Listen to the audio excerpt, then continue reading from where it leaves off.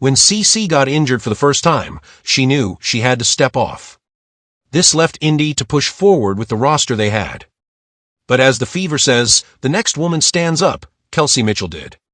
She shared the motto once the 2017 Philadelphia Eagles used during their Super Bowl winning season, all we got, all we need. Ever since, the Fever never stopped until a playoff berth was secured.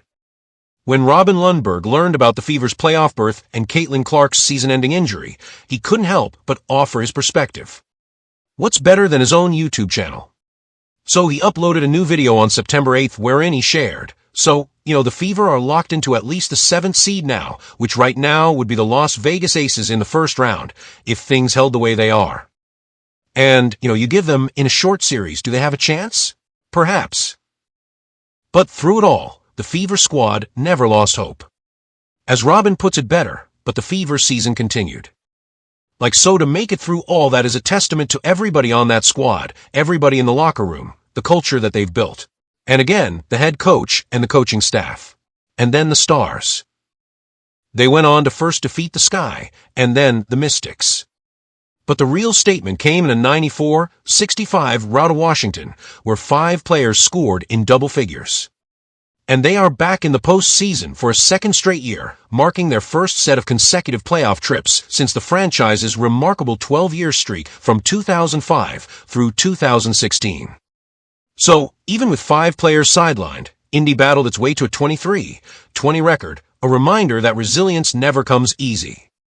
And a reminder of exactly why Robin called them heavy underdogs. The Fever kept pushing forward under Stephanie White's mantra of taking it one game at a time. However, from the moment she took over, the head coach seemed prepared, building a roster designed to ease the pressure on her stars.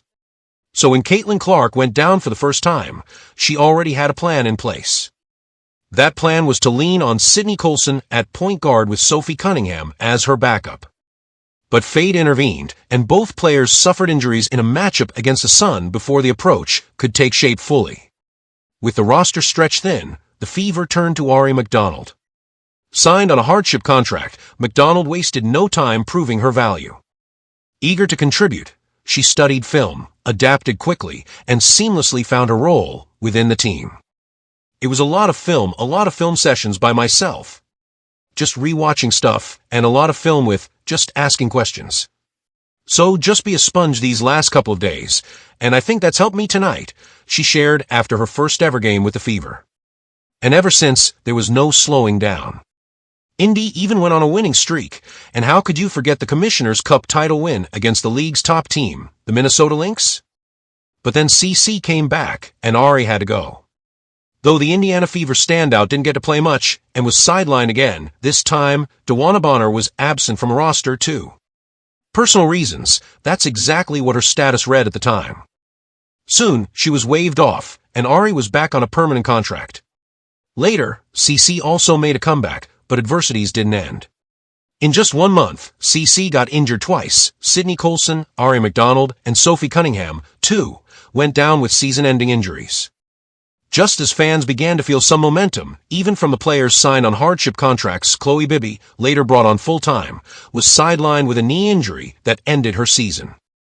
Soon after came the bigger blow. Caitlin Clark, despite holding out hope for a comeback, was officially ruled out for the rest of the year. So this was how the Fever's run has been throughout the season. But what kept them strong was being together.